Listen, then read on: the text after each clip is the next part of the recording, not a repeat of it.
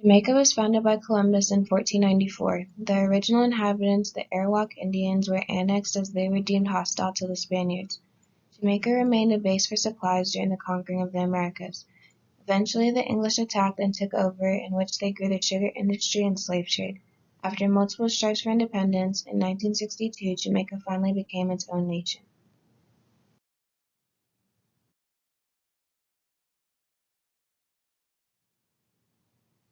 Jamaica is ranked 69 on the Corruption Index, with 17% of public service users paid with a bribe, according to Transparency.org.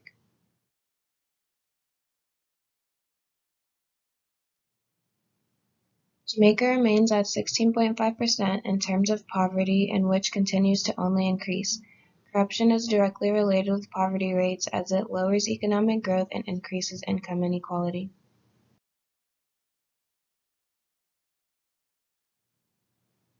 As Jamaica already suffers in terms of education and infrastructure, corruption continues to cripple any sort of progress they make, whether through legislation or civic measures.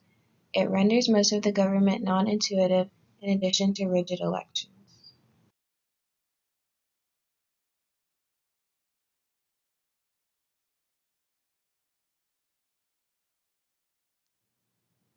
Jamaica has taken action to change the course of corruption with legislative and civic measures. Officials are trying to create a body of people that would be able to change the law. Jamaica has the highest murder rate in the Latin American Caribbean region in 2020, according to globalvoices.org.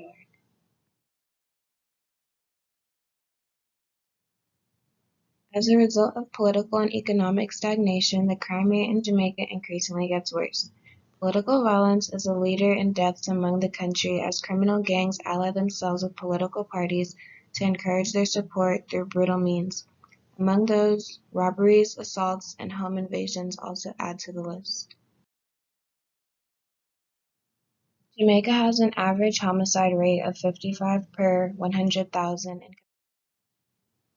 More social centers and getting parents involved with mental practices can reduce the indoctrination of many kids into the cycle of violence that has engulfed the later generations. Introducing a higher focus on public education is a more productive way to stimulate the economy and in turn improve the quality of life for many.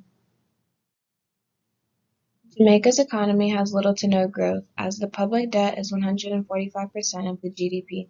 To pay off accruing debt, the country has resorted to borrowing with no ability to pay it back, which has spiraled the finances of Jamaica in a hole.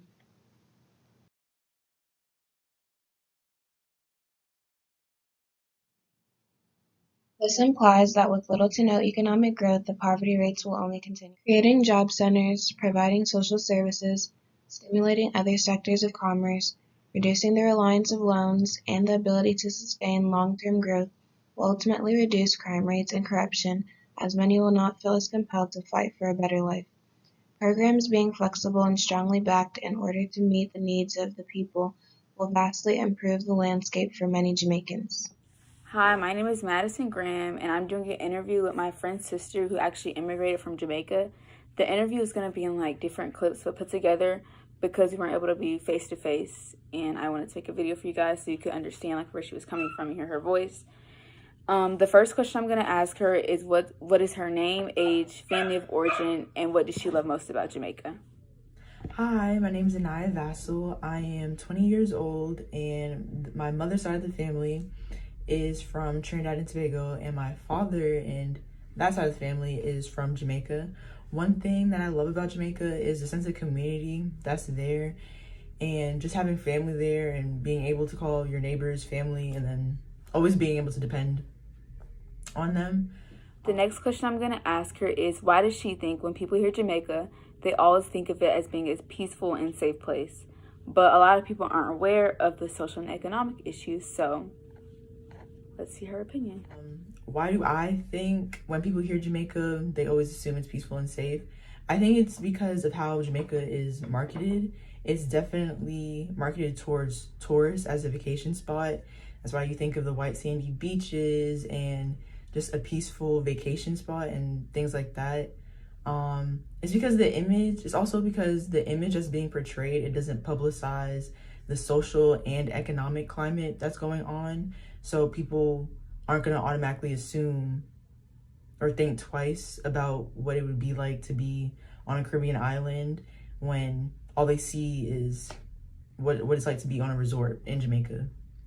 And on top of that, Jamaica doesn't have the same media representation as America does. So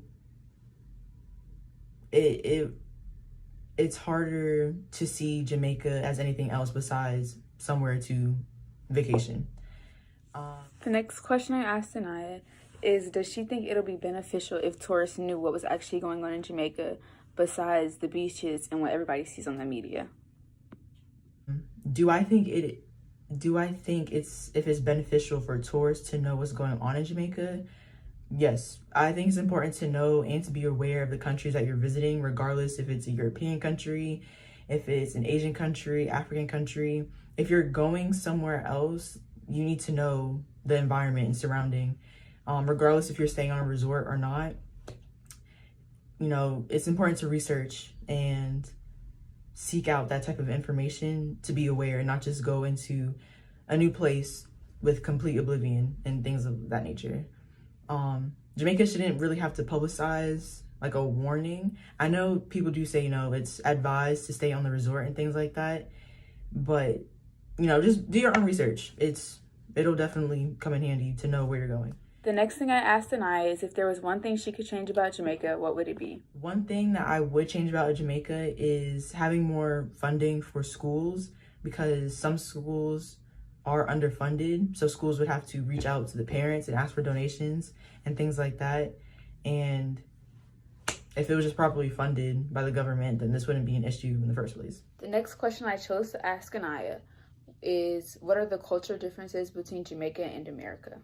Cultural differences, definitely the music, because dancehall and reggae are two big music genres in Jamaica, whereas here in America, you know, we have rap and hip hop, trap, R&B, country, pop, things like that. But music there is definitely dancehall and reggae. Those are two top things.